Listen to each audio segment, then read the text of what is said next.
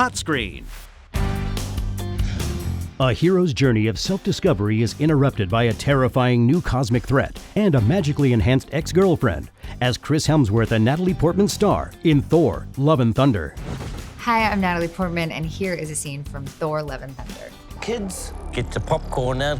Let me tell you the story of the space Viking, Thor Odinson. He was no ordinary man. He was a god. After saving planet Earth for the 500th time, Thor set off on a new journey. My whole career has been structured around playing this character and being a part of the Marvel Universe. It's an absolute honor and a dream, and if you'd asked me when I first started acting what my dream career looked like, this was well above and beyond anything I could have imagined. And after all that, he reclaimed his title as the one and only Thor. Oh, spoke too soon. Jane? It was such an incredible opportunity that Taika and Marvel invited me back in this way where Jane gets to become the mighty Thor. It was just such a gift to get to come into this incredibly fun environment. The old ex-girlfriend. What's it been like, 3, 4 years? 8 years, 7 months and 6 days, give or take.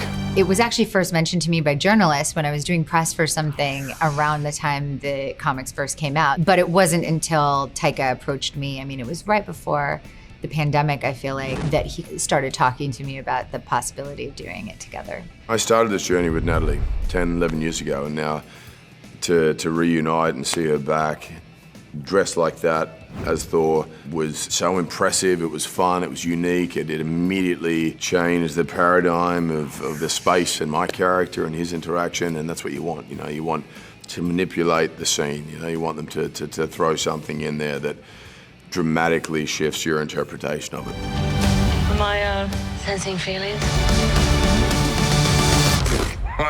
Well, you're right. It was also very moving. We met, just started dating our future spouses when we met on the first one, and now we're meeting and our kids are running around set playing together. And so that was so wild to kind of cut to 10 years later. Back in the first film, and she was so kind to me. I think that she'd won an Oscar, and she was Natalie Portman, and this was my first job, and I thought I'm going to be fired or replaced at some point, and she was encouraging and supportive and wonderful, and I think the path that I was set on was due to that collaboration.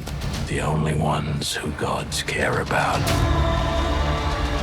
is themselves. So this is my vow. All gods will die. Taika is just so extraordinary and singular as a director and as a person. I mean, he really insists on spontaneity all the time. Every time has to be completely different, and I have to be completely open to anything that could happen. It's just about embodying the same thing we did in Ragnarok, which is a sense of adventure and fun. And if you'd asked a couple of 5-year-olds what they wanted to see in a movie, that's what this film is, and that was us kind of riffing and throwing more and more ridiculous elements into it. And then he also kind of makes it his responsibility to have everyone have a great time every day. I just want to say that was very, very impressive what you did back there. He's just my first bad guy. I'm just so excited for people to see it because I just feel like it's so entertaining. I think they'll get a lot of joy and heart from it. I'd say strap in, get ready for the most wild, wacky Marvel adventure you've ever been on.